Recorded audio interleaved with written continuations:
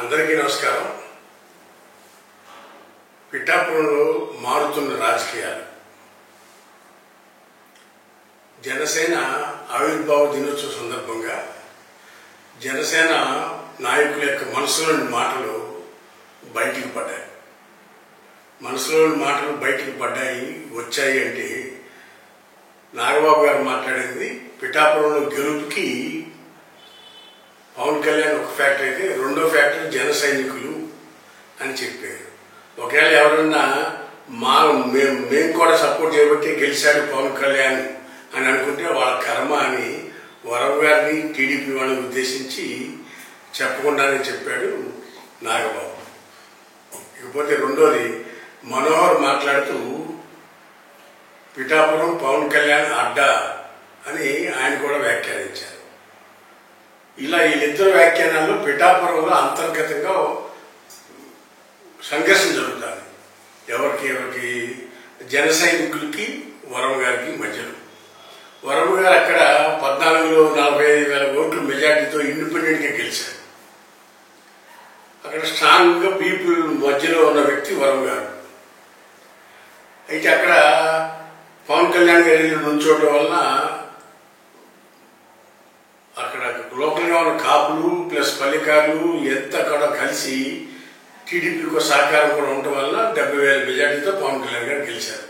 దాంట్లో ఎవరు ఒప్పుకున్నా ఒప్పుకోకపోయినా వరవ గారి పాత్ర ఉందనేది అందరికీ తెలిసిన సత్యం. దాన్ని అనేక సందర్భాల్లో పవన్ కళ్యాణ్ గారు వరవ గారు వాళ్ళ అబ్బాయి కూడా నాకు బాగా చేశారు, వాళ్ళ ద్వారానే నాకు విజయం దక్కిందని కూడా మాట్లాడారు. వాళ్ళు ఒకరినొకరు సన్మానాలు చేసుకున్నారు, అంతా హ్యాపీగా ఉన్నారు. అయితే ఇక్కడే మనసులో ఆలోచన ఒకటి ఉంది, బయటకు చెబుతున్నారు. చంద్రబాబు నాయుడు గారి కుప్పం, నారా లోకేష్ మంగళగిరి, మనోహర్కి తెనాలి, ఎలాగా ఒక్కొక్క వ్యక్తులకి కొన్ని నియోజకవర్గాలు పర్మనెంట్గా పెట్టుకున్నారు.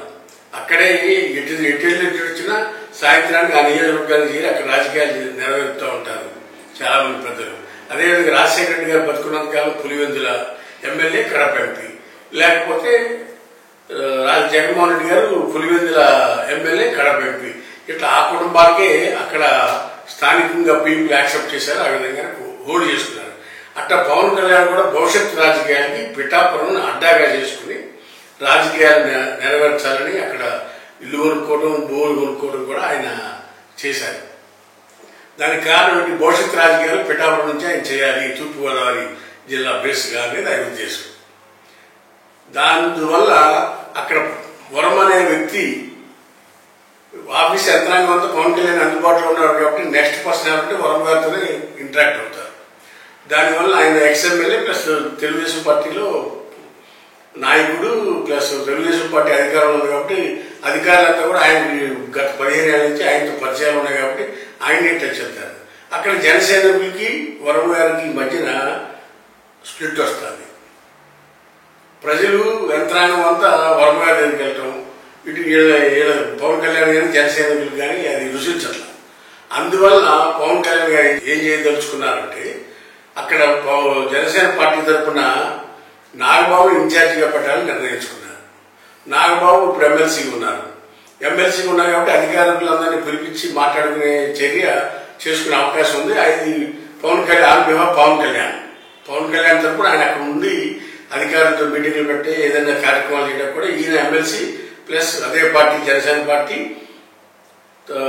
పవన్ కళ్యాణ్ గారికి ఇన్ఛార్జిగా వ్యవహరిస్తానికి ఆయన పనికొస్తాడు. ఆయన ఇన్ఛార్జిగా పెట్టి అక్కడ అభివృద్ధి కార్యక్రమాలు కానీ, సంక్షేమ కార్యక్రమాలు కానీ, లేకపోతే లీడర్స్లో సమన్వయపరచడం కూడా అన్న నాగబాబు గారి ద్వారా జరిపించాలని పవన్ కళ్యాణ్ ఆలోచిస్తున్నారు. అంటే వరం గారి పరిస్థితి ఏంటి? వరం గారి పాత్ర ఏంటి? వరం గారు కుటుంబంలో ఉన్న వరం గారికి అక్కడ ఏ రకమైన రాజకీయ కార్యక్రమం లేదు.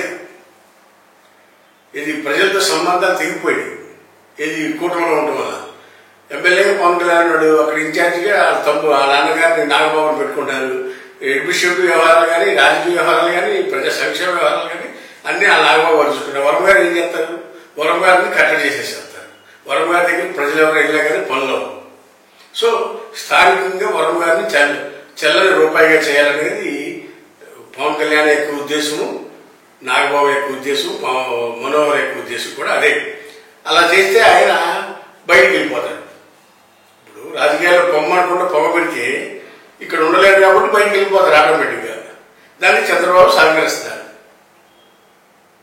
ఇది నేను చెప్పేది 100% కరెక్ట్. ఇది జరిగేది కూడా ఇదే, జరుగుతుంది కూడా ఇదే.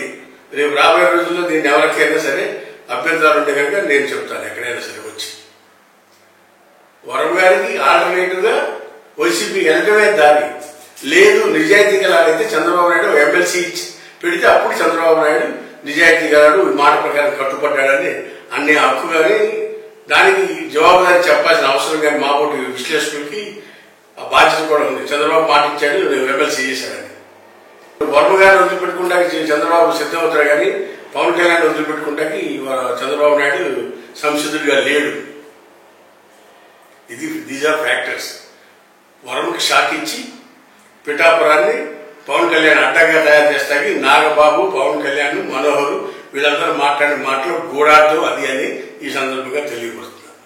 హాయ్ ఫ్రెండ్స్, మా ఫ్యూచర్ టుడే ఛానల్ చూస్తున్నందుకు చాలా థ్యాంక్స్.